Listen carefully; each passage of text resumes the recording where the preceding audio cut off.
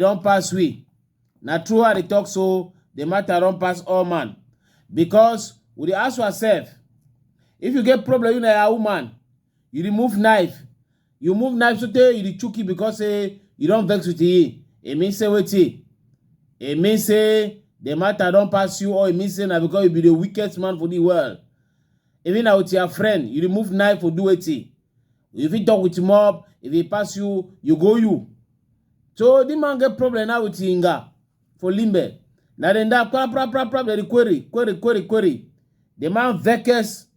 He say you the query now, you know me. You know my name, you know who I dey. He just draw knife one time, move him, chuck him out him. As he chuck him out that knife, a woman cry, holla! Because one chuck him again, chuka will kill him. Now so population come out. He start run, they follow you, run, go, bab, they down, they follow you. That way population is holy.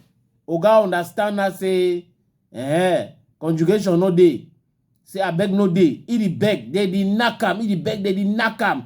Population knacki sote. He did not so for under serious coma. No know what I don't come up for that coma now. But they under serious cure or hospital. They call that thing treatment. Under serious treatment. If you woman today under serious treatment, we just beg. Say may God help me die. No can't take them because if you be so the woman die, the man too die because population we don't vex plenty.